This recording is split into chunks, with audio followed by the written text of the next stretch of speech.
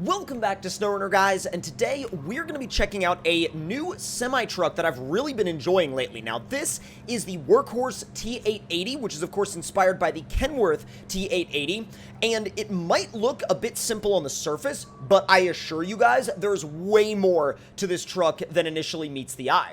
Now, it sounds amazing. It's got a proper semi-truck horn sound. It's got a load-bearing axle that's on airbags that can be adjusted. There's all sorts of stuff that's gone into the development of this truck that I highly recommend you guys check out. But without any further ado, let's fire it up. We'll take it in the garage. We'll get it all customized and built up, and then we'll put it through some stress tests. Let's fire it up.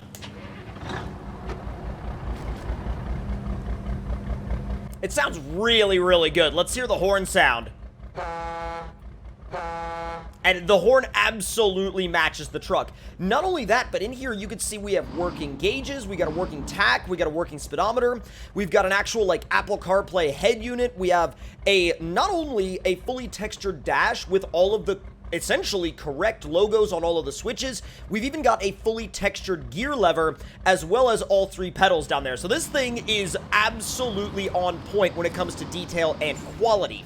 Now let's drop into the garage real quick. So engines-wise, we've got the X12 to start with, which is already an S Plus power to weight rating, which puts this truck up with the best of them. Then you have the X15, and then you have the ISX15, which is designated as the OP engine. So of course, we're going to go with that.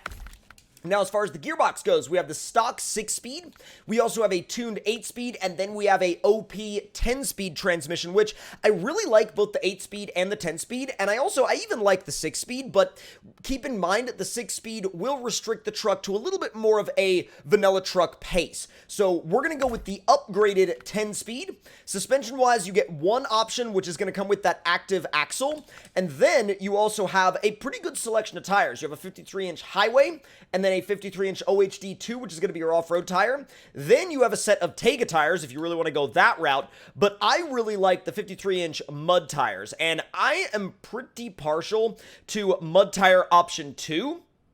But you can really go either way with the tire selection on this truck. It's really entirely up to you. Now, winch-wise, we're going to go with a heavy-duty OP winch, and then spare wheel-wise, I think I'm going to put one... Wait, can you put one on both sides? Oh, heck yeah, you can literally put one on both sides of the truck. However, I believe there's an add-on that kind of can go in that area as well, so we're going to leave that open for it. Snorkel is, of course, going on, and... let's see, frame options-wise, you have a sideboard bed, fuel tank add-on, van body, you got a heavy crane, which is always a good option. Make sure that if you're putting this truck kind of in with a bunch of other rigs in a campaign work scenario, make sure that at least one of them has a heavy crane, because you're definitely going to be thankful for it in the long run. Now, you have a medium log carrier, you have a short log carrier, you've got a flatbed, long flatbed, which is super useful if you don't necessarily want to carry around a bunch of trailers. You also have a maintenance frame, you have a metal detector module, you have the seismic module, you have a sideboard bed, long sideboard bed, ramp towing platform, headache rack, and this is also fully compatible with the Glitchworks Wrecker Bodies mod, which is a separate mod. It doesn't come with this truck, so it is fully available on all platforms though. So definitely if you're curious about this pack, the Glitchworks Wrecker Bodies, check out the GWC Wrecker Bodies mod on Xbox, PlayStation, and PC. Now let's see, LC 3.8 loading crane on the front and the back, that's really useful. You've got, of course, saddle high and saddle low, and then an extended sleeper, which comes with extra repair parts and fuel tank. And let's see, ramp towing platform, articulated towing platform, and that is, of course, going to do it for your frame add-ons for this truck. So there's a lot going on with this thing. I mean, there is genuinely a massive amount, and at the end of the day, I cannot speak highly enough of all of the different add-ons and all of the different, like, really levels of potential that this truck has to offer. I'm going to do the cabin protection, and then I'm going to do the... well, actually, apparently you can't run the high saddle with the cabin protection. So, we'll do the high saddle and the headache rack, but then we'll go with the day cab up front. Now, let's see. Amber light bar, I really like. And apparently, I can't adjust the camera all of a sudden. There we go. That was really weird. Now, you also have some custom stickers that you can throw on the doors. You've got this really interesting, like, horse logo. I really dig it. So let's do the door sticker. The rear sticker, I don't exactly know where the rear sticker goes, but we'll definitely do the steering wheel sticker. Now let's see. As far as fenders go, you could do a quarter fender, you could do like a solid color or a chromed out one. You could do a half fender, you could do a full fender. Whichever route you want to go with the fender setup is completely and totally up to you. I personally like the quarter fenders, but again, that is all up to your personal choice. Now, front bumper wise, you've got 1, 2, and a weighted bumper setup. I really like bumper 1. I think bumper 1 looks really, really good. I will say, though, if you're planning on hauling heavy loads, definitely go with the heavier bumper.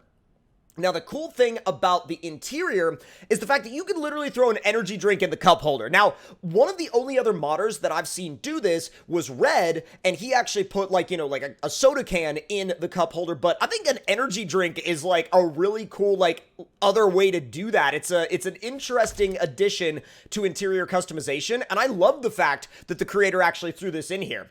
Now, CB antenna is definitely going on. We got fender flares, which we can throw on as well. Side chrome parking lights. There's so much that you can do to this truck. It literally is completely and totally up to you with whatever you want to do. You could set it up in literally any way that you please. So I'm going to go ahead and go down to the exhaust selection now. We're going to do exhaust number 2, which is the side exit. And let's see, MD wheels 2. And then at this point, you have a full range of colors to choose from. You have one sort of livery style design, and then after that, you can mix and match whatever level of color options you would like. They have some darker colors, they have some lighter colors, they have some really high contrast colors, and it's all, like I said before, fully up to you on however you want to set this truck up. So I think we're going to set it up with maybe I like the way the red looks, but it kind of conflicts with the logo. I like the orange. I like the gray, actually. The gray looks really, really good, especially with that logo. Now, let's see. Oh, the blue looks really good, though. So does the tan. This truck looks really good in a variety of colors, like actually a really wide variety of colors. We're going to do this kind of like a brighter silver, and then we will throw the bobble dar on the dash, and now it's time to go grab a trailer and put this thing through some proper tests. Let's go ahead and fire it up. And now, let me go ahead and turn this thing around. It's quick in reverse. Like, it is genuinely fast in reverse. Way faster than I would have expected it to be. But, you know, if you're frustrated by a slow reverse gear in some trucks, you're definitely going to be down for this thing. You're going to really enjoy it. All right, let me see if we can find a good trailer setup for it. Because if you can find a good trailer setup to go with this truck, you're going to be all about it. So let's see. Maybe an 8-unit super heavy? I don't know. I feel like the Glitchworks 8-slot would be an amazing one with this truck, but I also don't know if we actually have the Glitchworks 8-slot turned on right now.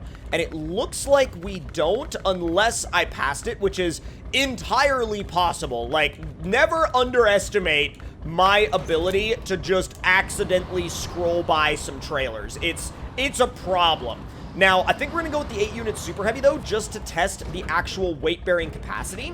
And I think we're going to load it up with some stage 2 fuel tank. Well, not the stage 2 fuel tanks. Hang on. We got to do I always do concrete slabs. I know they're heavy, but, like, I always do concrete slabs. Why don't we do 2 large pipe sections? I've never messed with the large pipe sections before.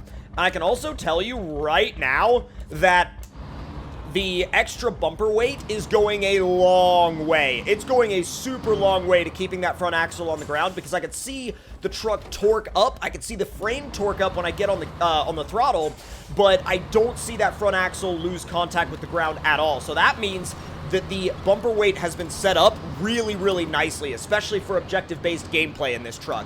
So let's make our way across the river now. Just sound the horn a little bit to let everybody know we're on our way.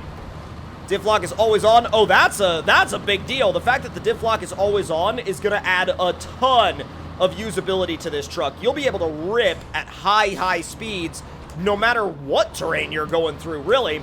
Now, keep in mind, this is on the designated overpowered setup, so keep that in mind if you're looking for a more balanced experience, because if you are looking for a more balanced experience out of this T880, make sure that you set it up on some of the lower leveled engines. Now, once again, there are some players that like the lower level engines, there's some players that like the higher level engines. It's entirely up to you on how you personally prefer to play the game. Let's see how it does in the mud. It is absolutely ripping. Okay, well, maybe it's not ripping as much as I thought it would rip, but that's still, I mean, it's still rolling pretty good through here. I decided to put it in low plus because that seems like it works just a little bit better. Although I gotta say, now that the trailer is kind of close to dragging the ground, the deeper mud probably isn't the best spot for, like, a trailer load like this one. But based on its performance in the more shallow mud, I can tell you that while it can go through mud, it's probably not, like, gonna be super at home in the really deep stuff. Although, let's get a... Oh, dude, let's get a good look at this thing. Oh, man, that thing looks so good. It looks so freaking good. My big question right now is, will this truck be able to make it through the dips obstacle with a trailer that long and, of course, also that low? Because a trailer that long and that low is always going to be a little tricky to get through an obstacle like, for example, the dips. Now, if we get the trailer legs hung up, we're probably oofed at that point. But if we don't, we might actually be able to get the whole setup through here. That load-bearing axle should help. It's also powered, I think. Come on. Easy. It's certainly long enough to keep it moving, but it's actually really impressive. The fact that we haven't gotten the trailer stuck yet, I think it's because we have just enough axles and just enough wheelbase to make us not have to worry about it. Yeah, dude, we made it through. Holy smokes, we made it through the dips obstacle. That's incredible. Like, that's really surprising. I did not expect it to do that well. Did not expect it to do anywhere near that well. I genuinely expected to have to drop the trailer because we were going to get stuck. But just out of curiosity, I'm going to try sending it into the deeper mud, and we may have to rescue it, but we'll see. All right, this is full send into the deeper stuff. Let's go. It's already slowing down a little bit, but it's carrying a good amount of pace, and boom. Yep, we sunk it. Well, maybe not completely yet. We're about to get the trailer legs hung up, though, so I am going to safety winch to that tower over there. And, well, maybe what about to that tower? Nope, we're out of range of that tower. Yeah, I'm going to probably pull the plug on that pretty early on because I know that if we get any deeper into that water, it's going to be done. It's literally, it is going to be done for us. And so I am not, let's just say it's not worth getting the entire setup swamped, because we know that it's going to get swamped if we take it in there, so we're not going to take it in there. All right, let's head for the bridge jump and see if this whole thing can stay together, landing off of the bridge jump. I don't know if both of those pipes are going to stay packed, but if they do, I feel like that's cause for, like, at least some degree of celebration, because that's not necessarily a normal occurrence. Also, once again, looks so good. So good. Can I stay to the left of the... Thank you. Whoa, steering speed. I gotta remind myself that, like, the steering in something like this is gonna be slower, because I drive so many pickup trucks in this game that whenever I get in a semi-truck, I have to adjust my brain to the fact that, yes, of course it's gonna steer slower. It's literally a semi-truck. Why would it not steer slower? Hang on. All right, I'm gonna ease my way into the grass on this corner, see if I can get myself a little bit more grip going up the hill. 9th gear, I'm just gonna put it in high. Wow, actually, high seems pretty fast. There we go, there we go, there we go. Honestly, that ain't bad. That ain't bad at all. All right, full send. Wow, it actually was able to get over the top of the hill without getting the trailer hung up. Oh, boy. That went so well. Oh, what? Right at the bottom? Literally because of the force of the trailer bouncing back up, that's what caused it to, like, actually flop the trailer over. That's kind of annoying because now it's back on its wheels. The air was fine. The landing was fine. It was the force of it bouncing back up that dumped the cargo off the trailer. That's really annoying. But if you guys enjoyed this look at this truck, make sure to let me know your thoughts and opinions on it in the comments down below. Hit that like button if you enjoyed, subscribe if you're new, and I will see you guys next time. Talk to y'all later.